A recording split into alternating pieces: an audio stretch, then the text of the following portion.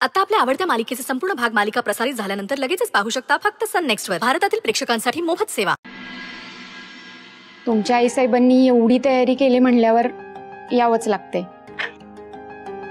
अगं काही नाही, तू गावात नाही तर शहरात आलीयस, एकटी आहेस, त्यात हा जॉब, ते मेसचं जेवण, या सगळ्यातनं तुला जरा ब्रेक मिळेल, घरचं जेवता येईल, गप्पा मारता येतील, छान वेळ जाईल, एवढं सगळं मॉम म्हणत होती.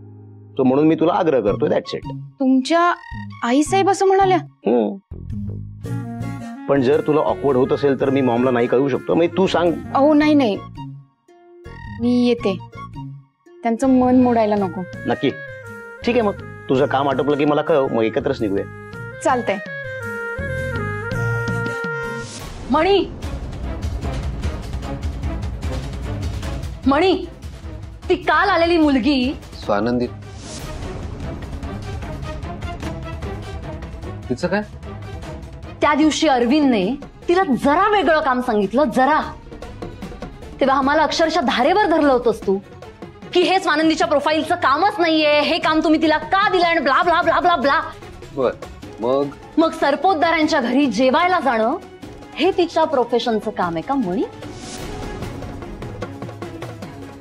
घरी जेवायला? काय बोलतेस? मला कळेल असं नीट सांगणार आहेस का?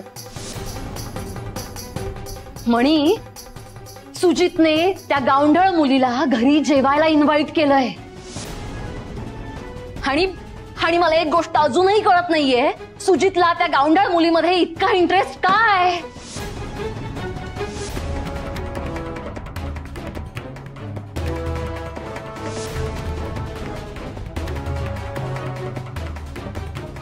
हे बघ मणी, स्वानंदी एका छोट्याशा गावातून आलेली साधी भोळी मुलगी आहे.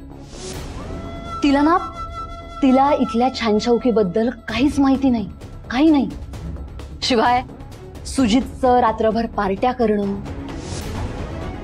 नशेत बुडालेलं असणं, रोज कुठल्या तरी नवीन मुलीला फिरवणं, याबद्दलही काही माहित नाही.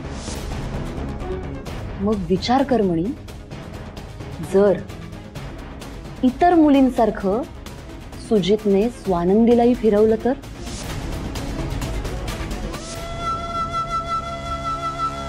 म्हणे कळतंय मी काय बोलतेय? अरे म्हणे ती बिचारी कोसळेल रे. आणि असं होईल आपल्याला माहित असून आपण काहीच करू शकलो नाही.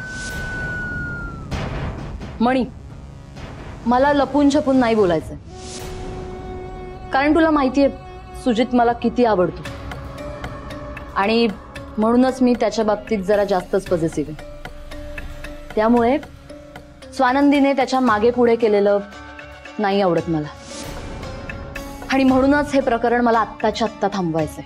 त्यासाठी मला तुझ्या मदतीची गरज आहे मणी.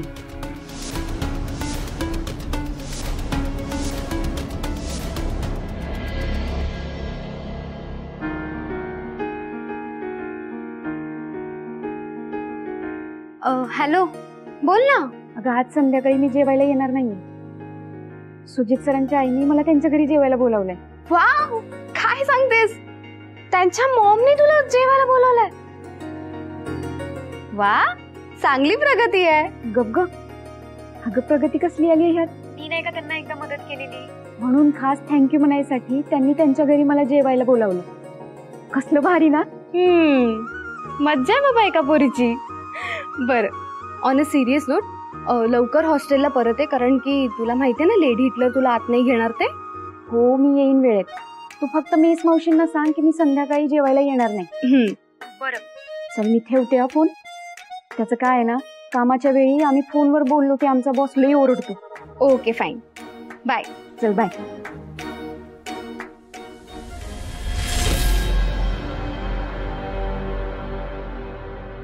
सॉरी. नाही म्हणजे तुलाही चांगलं माहितीये, काहीही झालं तरी मी सुजितच्या विरोधात जाणार नाही. मणी,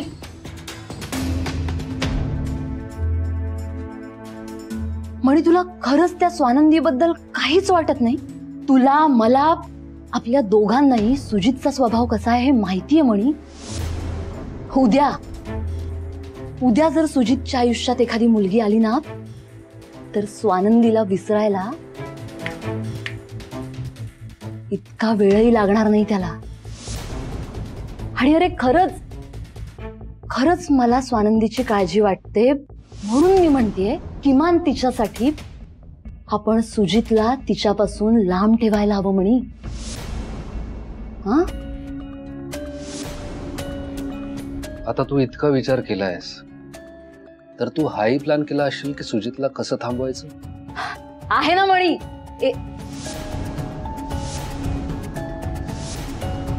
एक प्लॅन आहे माझ्या डोक्यात, म्हणजे आजच्या दिवसासाठी.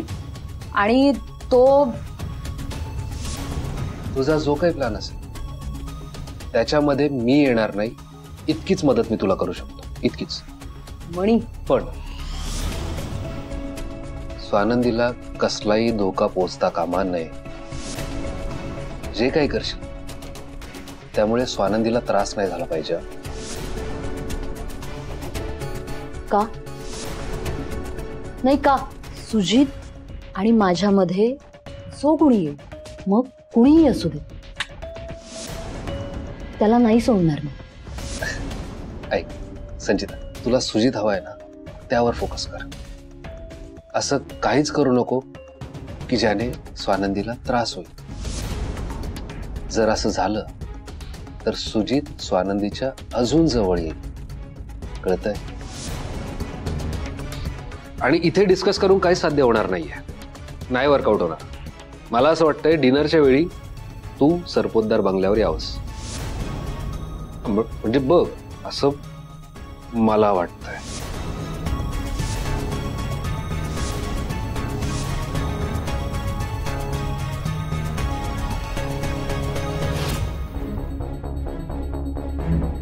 तुला काय वाटलं स्वानंदी, तू जाणार म्हणून सरपोतदार बंगल्यात फुलांच्या पायघड्या घातल्या जातील? इतकं सोपं नाही अगं ते.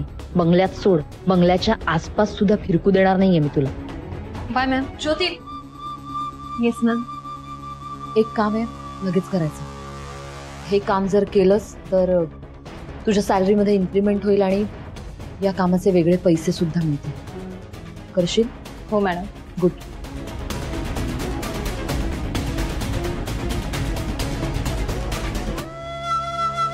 कळलं? हो मॅडम.